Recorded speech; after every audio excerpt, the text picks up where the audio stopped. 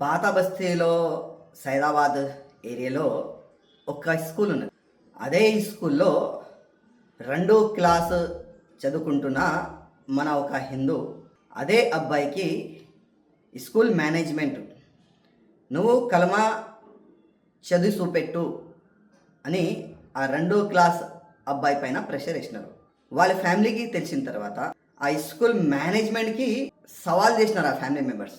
ఏ విధంగా మీరు కలమా చదువుకోవాలి, చదువు చూపెట్టని ఏ విధంగా మీరు ప్రెషర్ ఇస్తారని వాళ్ళు క్వశ్చన్ అయితే పెడుతున్నారు. దురదృష్టం ఏంటంటే ఈరోజు తెలంగాణలో కొన్ని స్కూల్స్లో హిందూ ఓల్కి టార్గెట్గా పెట్టుకొని ఎట్టి పరిస్థితిలో చిన్న చిన్న పిల్లలకి ఇస్లాం వైపు మలపాలని ఒక కుట్ర నడుస్తుంది.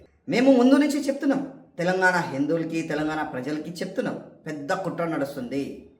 యావత్ భారతదేశంలో ఉన్న కొంతమంది టెర్రరిస్టులు అట్లాంటి మెంటాలిటీ పెట్టుకోలు భారతదేశంలో ఉండి గజవా హిందూ చేయాలని ఒక ఆలోచనలో వాళ్ళు ఉన్నారు. అందుకోసం వాళ్ళు స్కూల్ ఇడుస్తలేదు, కాలేజ్ ఇడుస్తలేదు, మాల్స్ కానీ కాలనీస్ కానీ బస్సులు కానీ ఏ ఏరియా కూడా వాళ్ళు ఇడుస్తలేదు. ప్రతి ఒక్క యాంగిల్లో హిందువుల పైన దాడి చేయాలి, అదే ఒక లక్ష్యం వాళ్ళు పెట్టుకున్నారు.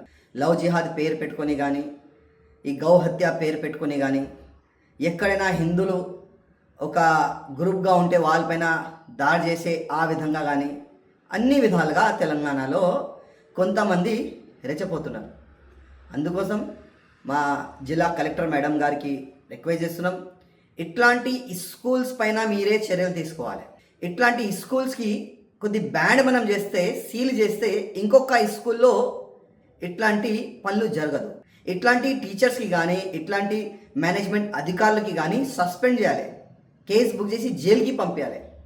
ఇట్లాంటి వ్యక్తులపైన యాక్షన్ తీసుకుంటే ఇంకొకసారి ఎవరు కూడా ఎడ్యుకేషన్ సైడ్లో మతాన్ని వాళ్ళు తీసుకుని రారు.